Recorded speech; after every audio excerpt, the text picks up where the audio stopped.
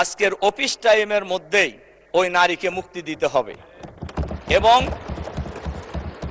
Office টাইমের মধ্যেই এই মামলাও প্রত্যাহার করে নিতে হবে। কাজেই মানুষ কি কথা বলতে পারবে না? নাদিম নামে এক ব্যক্তি ফেসবুকে সরকারের কিছু পরামর্শ দিয়েছে, সমালোচনা করেছে। সেই সমালোচনা বিএনপি জামাত উভয়কেই করেছে এবং তার এই ফেসবুকের স্ট্যাটাসের দিয়েছে, কি বলে, শেয়ার দিয়েছে একজন সাউদা সুমি নামে এক নারী।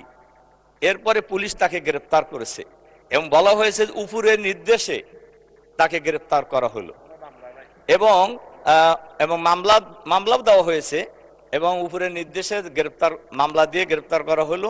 আমার প্রশ্ন হলো,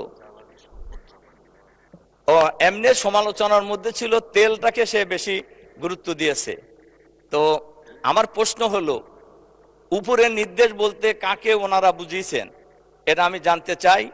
আর এর সাথে সাথে আমি মাননীয় স্পিকারের মাধ্যমে সরকারের কাছে আহ্বান জানাতে চাই, আজকের অফিস টাইমের মধ্যেই ওই নারীকে মুক্তি দিতে হবে এবং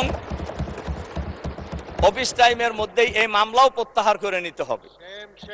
তার কারণ এই গ্রেপ্তারের মধ্য দিয়ে ফ্যাসিবাদী সরকারের পূর্বাভাস পাওয়া যায়, অথচ এই সরকার তো গণতান্ত্রিক সরকার। কাজে মানুষ কি কথা বলতে পারবে না?